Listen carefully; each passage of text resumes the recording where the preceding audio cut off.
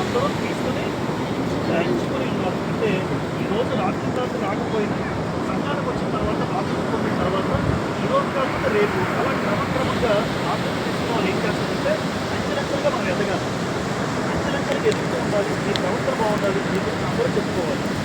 బాప్తిజం పొందిన తర్వాత ఆ అమ్మాయి ఎంత బాగుందో, ఆ అబ్బాయి ఎంత బాగున్నాడో, దైవికంగా ఎంత ఎదుగుతున్నారో, ఎంత బాగా పాటలు పాడుతుందో, ఎంత బాగా వాక్యం చదువుతుందో, ప్రతి కూడికలో కూడా అమ్మాయి ఉంటుంది అంత భావన వాడికి తెలియాలి.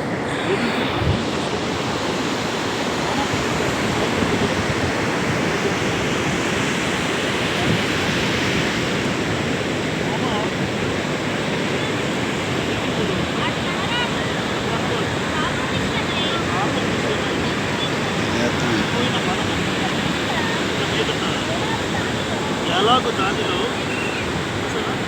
పాప విషయంలో పాప విషయంలో ఎందుకు చనిపోతున్నారు మీరు అంటే యేసు ప్రభు మన పాపాల కోసం చనిపోయాడు. ఇప్పుడు మీరేం చేయాలంటే ఇంకెన్నడూ ఈ జీవితంలో పాపం చేయకుండా మీరు ఉండాలి.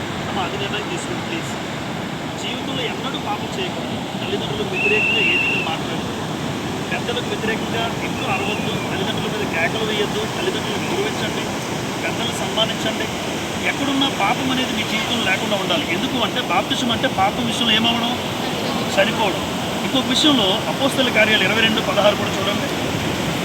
బాప్తిజం అంటే పాపాలు కడిగి వేసుకోమని చెప్తారు అక్కడ పౌలు గారికి. అపోస్తల కార్యములు 22:16. కనుక తడువు చేయడం అంటే అర్థం ఏంటి?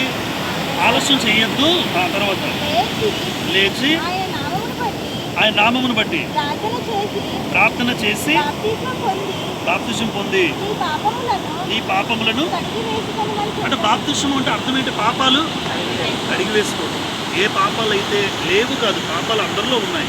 కానీ బాప్తిజం పొందినప్పుడు మీ అందరిలో కూడా ఇప్పుడు మీరు పాపాలు కడిగేసుకుంటున్నారు. పాపాలు కడిగేసుకుంటూ ఎవరైనా బురదను కడుక్కున్న బురద అంటించుకుంటారంటే నాకు తెలిసి ఎవరు అంటించుకోరు. ఏ బురద అయితే నువ్వు కాలు వేసావో ఆ బురద ఇంటికి వెళ్ళి వెంటనే కడుక్కుంటావు. కడుక్కున్న తర్వాత మరలా కావాలని ఎవరైనా బురదలో కాలు వేయరు. ఇది ఎంత వాస్తవమో పాపాలు కడిగేసుకున్న తర్వాత మరలా పాపం చేయడానికి నువ్వు ఇష్టపడకూడదు. ఏ పాపం అనే బురద నీకు అంటుకుందో ఆ పాపం అనే బురద క్రీస్తు రక్తంలో ఈరోజు కడుక్కోబోతున్నావు. కడుక్కున్న తర్వాత ఆ బురద ఇంకెన్నడూ అంటించుకోకుండా నువ్వు బ్రతికితే నిజంగా యేసు ప్రభు ఆనందపడతాడు, ఆయనలో బాప్తిజం పొందినందుకు ఇష్టపడతాడు. మార్క్స్ వార్త 16:16. చివరిగా ఈ మాట చదువుకుని మనము బాప్తిజం తీసుకుందాం. చివరిగా 2 మాటలు. మార్క్స్ వార్త 16:10 జీవన్ చదువుతాడు. మార్క్స్ వార్త 16:16 త్వరగా తెరవాలి. నమ్మి బాప్తిజం పొందువాడు రక్షింపబడును, నమ్మని వానికి బాప్తిజం పొందేవాడు ఏమవుతాడు? నమ్మలేని వాళ్ళకి ఏమొస్తుంది అంటే ఈరోజు మీరందరూ శిక్షను తప్పించుకోబోతున్నారు. ఇది గొప్ప అవకాశం. ఈరోజు మేము అందరం వచ్చాం, కానీ మేము ఎప్పుడూ ఆనందం పొందుకున్నాం. కానీ ఈరోజు మీరు పొందుకోబోతున్నటువంటి భయంకరమైన శిక్ష ఈరోజు కనబడదు. కానీ ఒకరోజు వచ్చి ఆ శిక్షను ఈరోజు మీరు అందరూ తప్పించుకోబోతున్నారు. అందుకే నమ్మి బాప్తిజం పొందేవాడు రక్షింపబడతాడు, నమ్మని వానికి శిక్ష గ్యారంటీ. కానీ ఆ భవిష్యత్తులో వచ్చే శిక్ష ఒక్కరితో మనం తట్టుకోలేము. కాబట్టి నిజంగా మీ 7గురిని బట్టి నేను ఆనందిస్తున్నాను. ఇక్కడ చాలామంది ఆనందిస్తున్నారు కాబట్టి మీరు అందరూ రాగలిగారు ఈ కార్యక్రమానికి.